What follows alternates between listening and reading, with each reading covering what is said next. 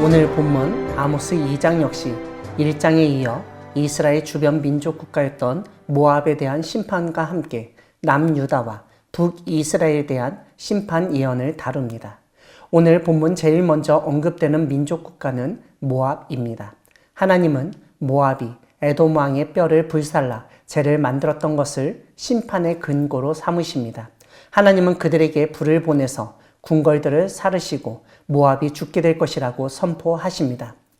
유다의 죄는 그들이 여호와 하나님의 법을 멸시하고 그 율례를 지키지 않은 것입니다.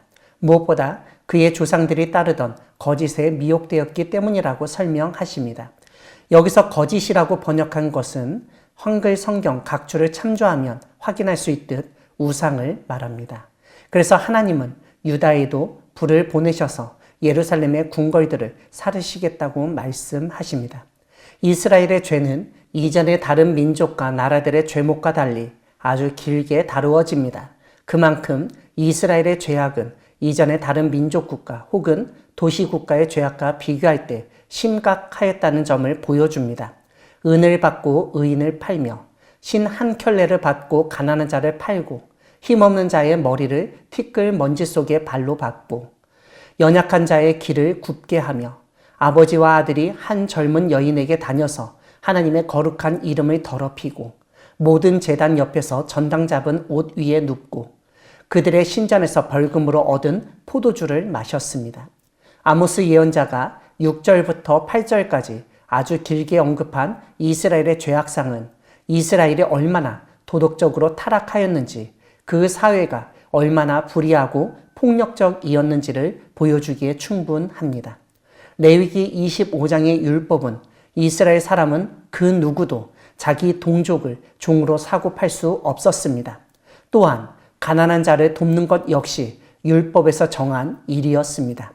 그런데 북이스라엘에서는 가난한 사람들을 돕기는커녕 얼마 안 되는 빚 때문에 종으로 팔아 넘기는 일이 빈번히 발생했습니다. 심지어 신 한 켤레 값으로 사람을 팔아넘기는 일은 약한 사람을 전혀 긍휼히 여기지 않은 것이고 이것은 가난한 자와 약한 사람을 돌보고 그들의 권리를 지켜주라는 하나님의 율법을 지키지 않을 뿐만 아니라 하나님을 모욕하는 것이었습니다. 또한 아버지와 아들이 한 젊은 여인과 관계를 맺는다는 것은 단순히 술집 여인에게 왕래를 한 것이 아니라 자기 집의 종이든 아니면 일반 사람이든 자신의 돈과 권력을 가지고 여성을 유린하였다는 것을 극명하게 보여주는 일입니다.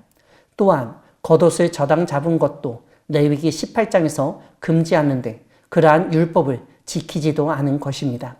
8절에서 언급한 벌금으로 얻은 포도주라는 것은 빚 대신 받은 물품을 상징한다고 할 수 있는데 그만큼 있는 것 없는 것을 다 빼앗아가고 가진 자들이 자신들만을 위해서 즐기고 놀던 모습을 보여줍니다.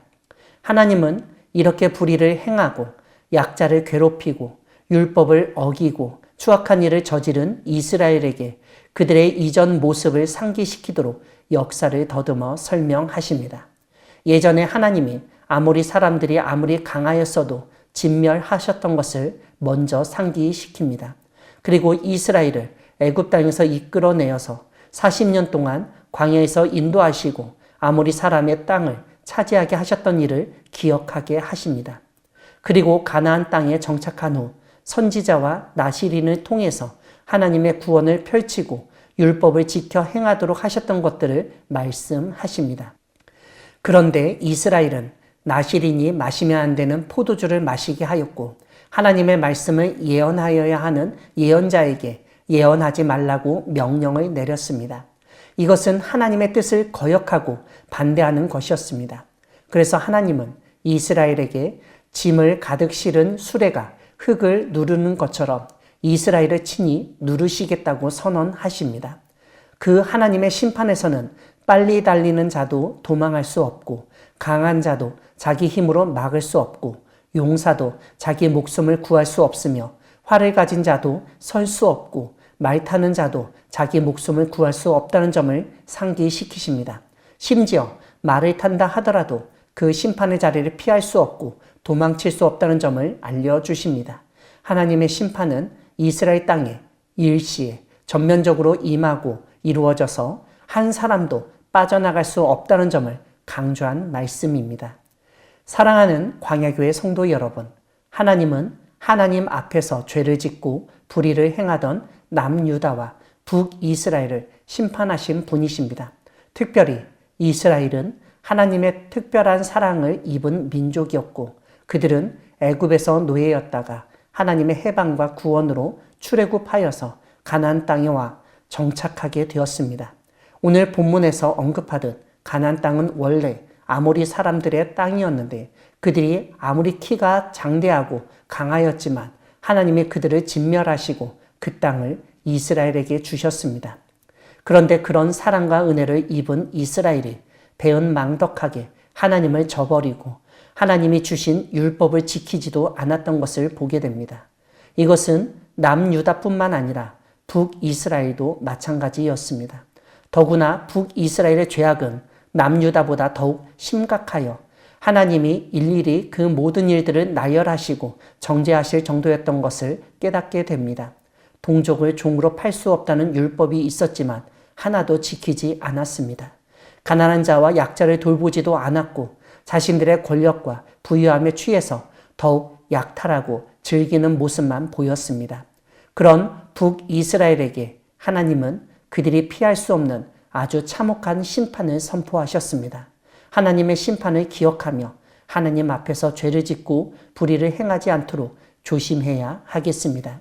특별히 남한이 경제적으로 번영하고 군사적으로 강해졌다고 북한을 무시하고 멸망시키려 하기보다 배려하며 도와야 합니다. 이스라엘을 반면 교사 삼아 하나님의 말씀에 순종하는 우리 모두가 되기를 소망합니다. 아멘.